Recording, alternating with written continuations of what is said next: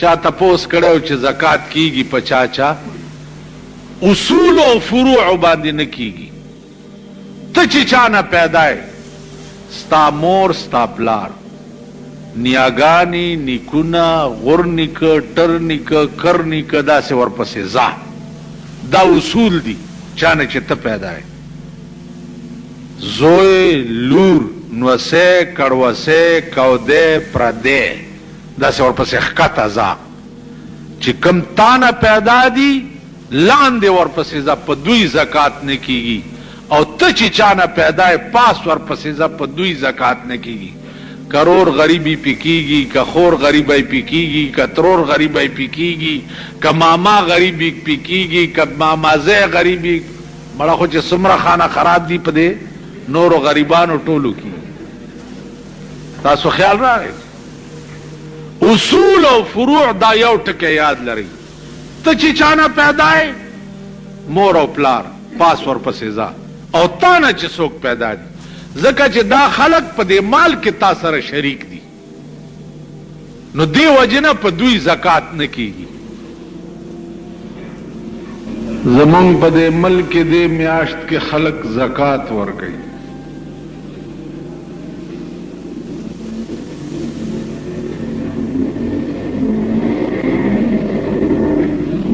نو بعض خلق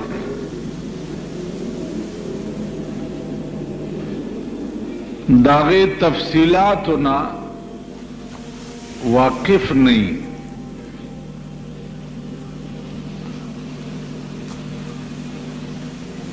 او دا ورته پته نہیں چې زکات ورکون کے سوک پکار دے او زکات اغیستن کے سوک پکار دے.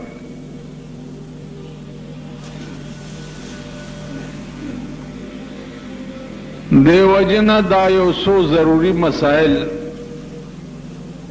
لگ وقت کے ستاسو مخ کے عرض کول دی.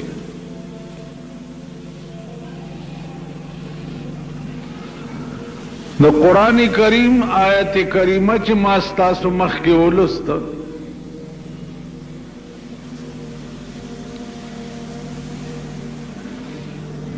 دے کہ اللہ فرمائی چی اغا خلق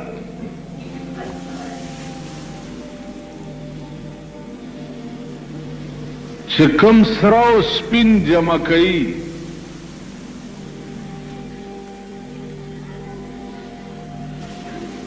او د الله په لار کې د خرچ مطالبت یې وشي،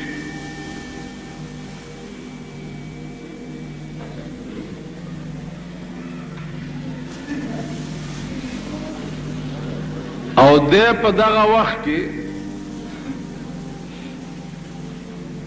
تندے ورته تروش کی.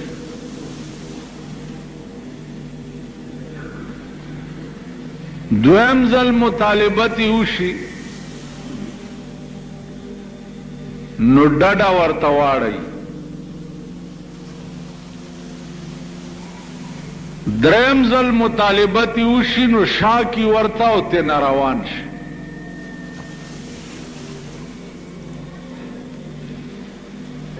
نو قرآن کریم اغا بیان کرے دے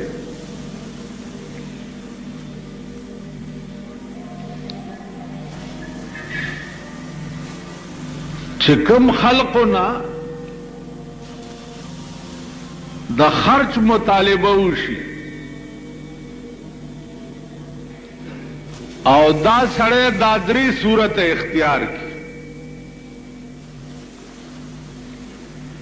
نو دغه مال چې دا دکم جمع کړی دی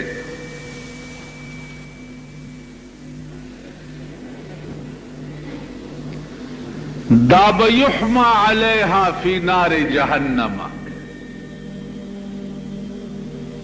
دا به د جهنم په اور ګرم کړی شي.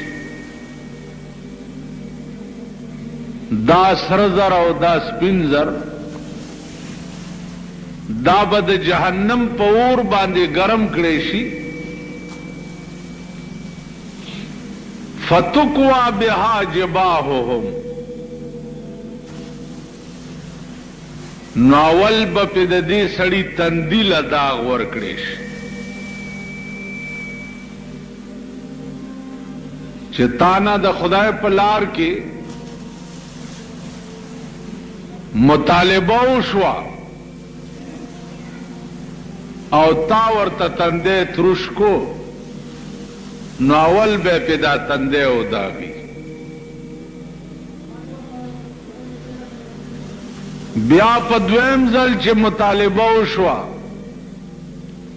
نو تا ته ډډه واړوله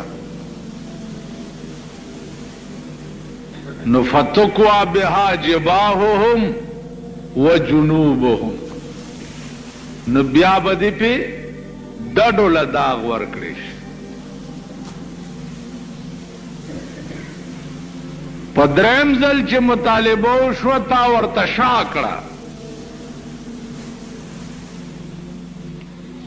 نو فتقوا بها جباههم وجنوبهم وظهورهم بیا به پې ستاسو ملا له داغ ورکړي بیا به دا مال او دولت درته وښودی شي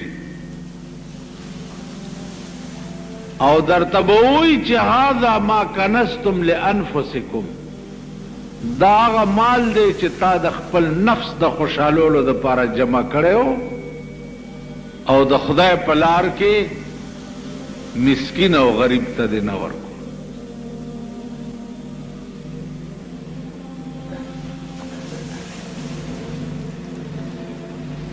عزیزانو دا بنیادی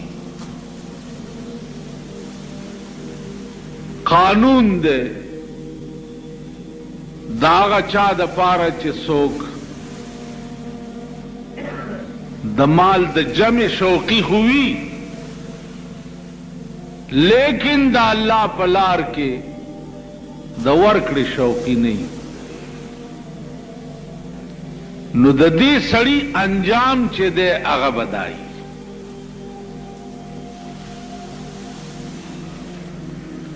علما لیکي چې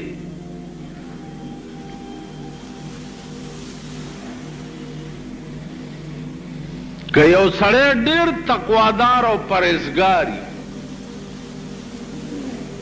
خو هغه بخیل وي مال نه ورکوي مال د خدای په لار کې نه خرچ کوي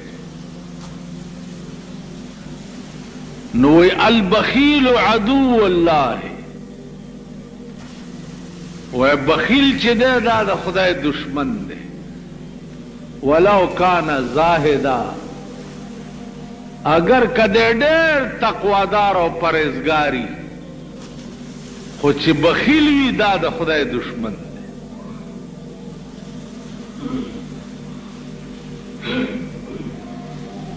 السخی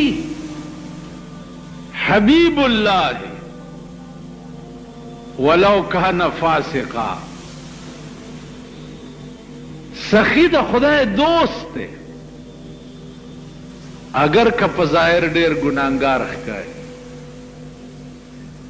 تاسو خیال راغی عزیزانو عزیز خدای ته هغه شی دی چې ته ورکې چې کم تا ته په زړه کې عزیز وي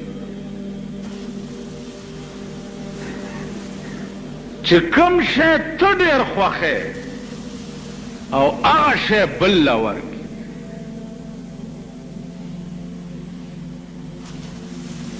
مال و دولت ستا ډېر خوښ